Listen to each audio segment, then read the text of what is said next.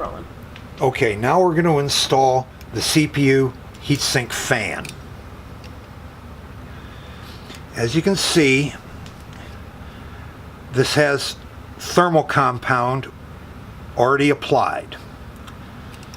To install it, first of all, you make sure these 4 posts are all locked. You twist them clockwise. If we have to unlock it later, you turn it counterclockwise.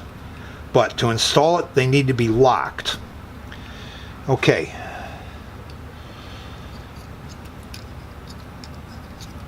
We set it down over the CPU, watching for the posts to go into the holes on the motherboard.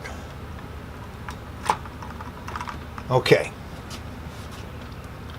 It's setting in there. Now, you support the back of the board with your hand.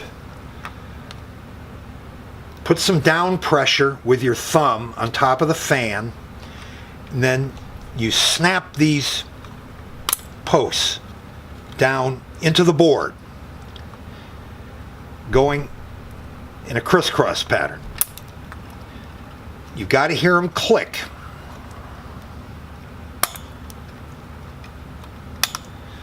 Now, we confirm that they're in there tight by looking at the back of the board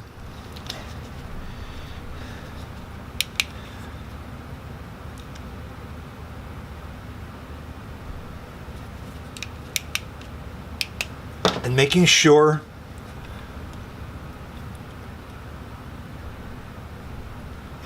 they're completely through the board, and you see the black post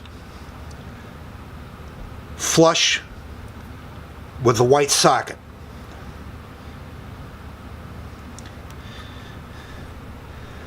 Then you plug the fan in to the CPU fan header. CPU is installed.